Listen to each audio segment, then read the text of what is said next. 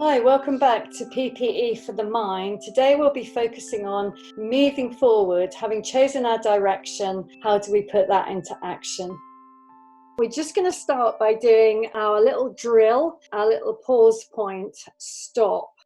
So if you're willing to just stop and just notice what room you're in, where you are, what you're doing. And then sometimes it helps to just close your eyes on this process, just enhances the pause. So just take a couple of breaths.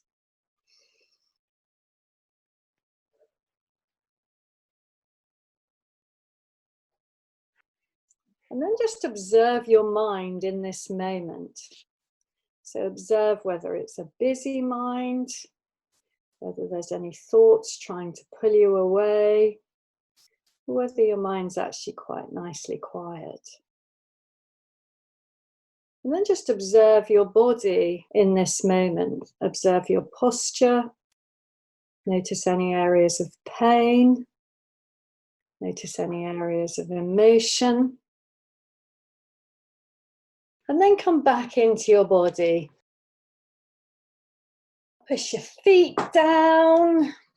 Notice that you have a body, that it moves.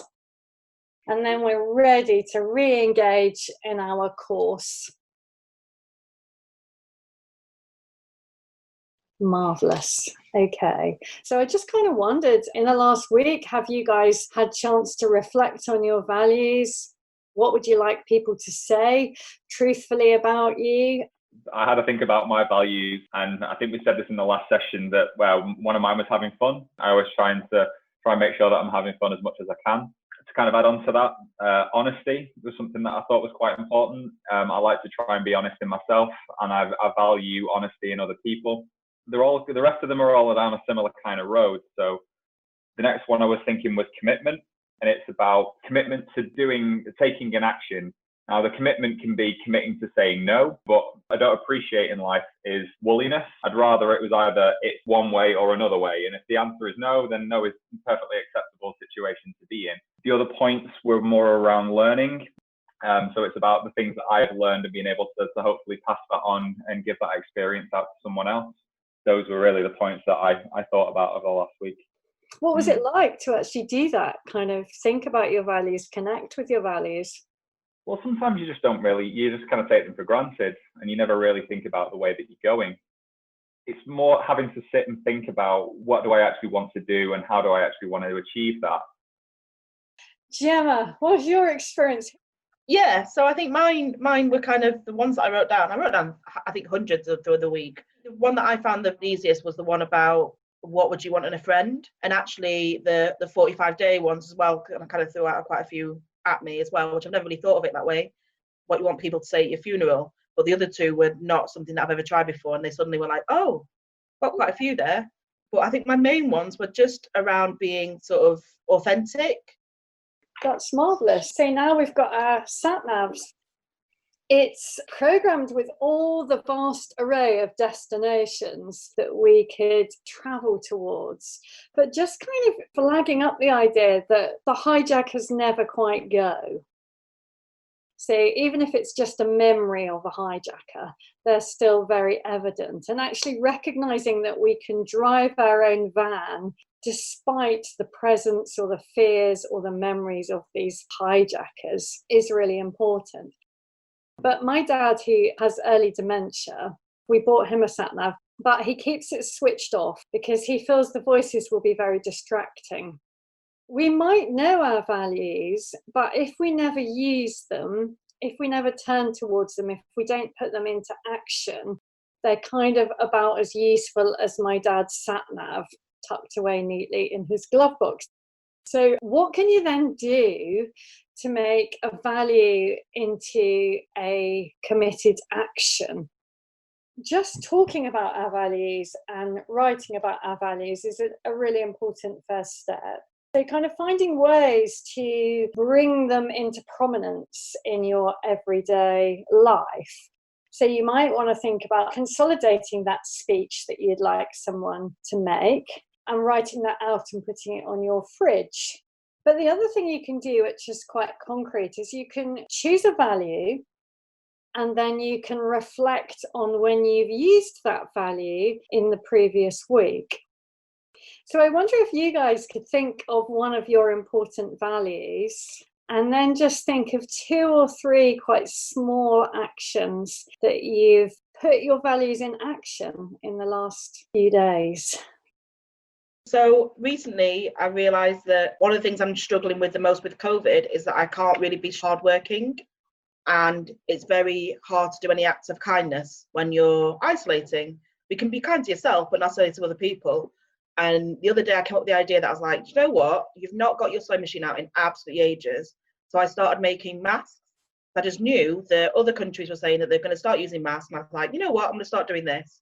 I think in the evenings, usually when I switch off my computer, I'll sit down and rather than watch, well, I've usually got TV on the background, but rather than watching TV or just drinking alcohol, which I think we're all doing a bit too much of at the moment, I started making masks. And I've suddenly got to the point when I've made like 30 of them. And I've started sending them out to friends. I wrote them like little handmade notes, sending out to friends, just saying, you know, I hope you enjoy it, stay safe, and I hope this gives you a little bit more reassurance, and I love you. And it was really nice just to do that little thing. And it's only like, it's a tiny thing, but it felt good. It felt good to do something. It felt good to do something well. So there's a sure thing about when you're doing an action that's kind of in the direction of your value, often you get that buzz. Can you think of any other small actions that you've used the value of kindness in this past few days? So my girlfriend's working from home, and I got up yesterday morning and was looking in the fridge about what to have for breakfast, and I decided that I was going to make some breakfast and not ask her and just take it up to her. I wasn't sure whether she'd even want it. She never normally wants breakfast, but when I took her up some cheesy beans on toast, it definitely made her smile, and she appreciated that. And what was that like for you, consciously making a towards move? I mean, it was fulfilling to see her happy, but it was also unfulfilling for me that I had to make myself another piece of cheese on toast.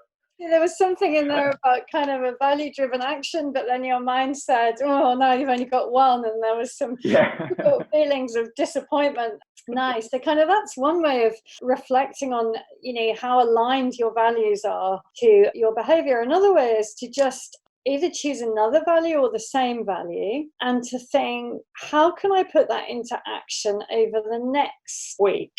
Can either of you think of a value that you want to put in action soon, and to think of a few small actions that you can do to just bring that to life over the next 24 hours, over the next week? For me, it's about one of my values was commitment, and it was about making sure that I'm maintaining that. So I have been trying to exercise every day in one way, shape, or form. Apart from today, where I was feeling quite achy because I did quite a lot yesterday, and I'm like, I don't really need to do so much today. I deserve a rest. But I think that that's probably not the best mindset to be in. Maybe I should try and do something else that doesn't need to be rested. There's always different parts of your body that you can work out. So I think that's something that I'm going to be committing to. It's about trying to create a balanced exercise regime. So what do you think would be realistic to commit to in the next 24 hours, the next couple of days? Well, I've already been tracking the exercise that I've been doing. I've got an app on my phone which helps me track it. So I would say a good commitment would be that I can be tangible, would be to say that I would make 5 entries over the next 24 hours. I think I've already done 2 today, so I've only got to do another 3. But yeah, I think that's a good commitment, and probably something that I can maintain is 5 individual entries on that fitness tracker a day. Okay, Gemma, what are you thinking? Is there a value that you could kind of put into 2 or 3 actions for?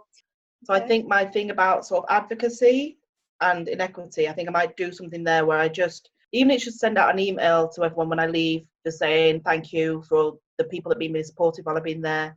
Things like that might be really nice to do. So quite in line with, you were talking about honesty and authenticity and intimacy. And I always think about intimacy as kind of connection rather than sex, which maybe some people think when you say intimacy. But there's something very authentic, isn't there, about thanking? So that's a good one. I wonder if there's any other kind of small thanking actions or any more owning up to your thoughts and feelings. I don't speak to anyone. Probably my parents. The entire lockdown so far, the only friends that I've seen are a couple of friends that come down to my allotment where we can like socially distance dig. And we've been doing that just for something to do where, and to be honest, I think it's been better for their mental health and the need to feel really useful than it has been for me. I didn't particularly need it. I just could see that it was making them so much happier that I was like, do you know what? Keep coming down every weekend. I will find something for you to do. I think maybe I do need to do a bit more of that, just that intimacy, that I think that talking to people, maybe I need to reach out more. Can you make a commitment in any small way, like just 2 or 3 actions? Yeah, definitely. I think I could probably like set up a Zoom. Who will that be with? That will be probably with my uni friends. So yeah, maybe get back to them. And maybe as well, like I might phone my brother and just say, how are you doing? Because he lives in London, so I've not really spoken to him very much either. And carve out a good half an hour to an hour of chatting to him rather than the quick email of, yeah, I'm fine, you fine, yeah, we're fine, cool, we're fine, bye. We kind of know that if we make commitments like that, we're much more able to do them. So if we do kind of vague things like, oh, I'm going to invest more in my physical health, or I'm going to eat less chocolate, we're much more likely to just let it go. I mean, as soon as we make a value-driven action or go towards to make one, our minds will throw up, I can't be bothered. You're too busy. You're too tired. So yeah, just kind of look out for that and see if you can do the action. And then in the coming sessions, we're going to do lots more skills in how do you disentangle from those difficult thoughts and feelings. So I'm wondering whether in the coming week, you can just start to notice this idea that all the time, actually, even if we're just sleeping or eating or sitting staring at a screen, our behaviours are either going to be in the direction of our values or away from our values. So keep practicing stop, keep practicing your routine hand washing activity to strengthen your awareness and your noticing. This is a win. You can do this stuff anywhere. So you don't have to sit down and think, right, I'm going to do my noticing. We can stop right now and notice what we can hear. So thanks very much, and see you next week.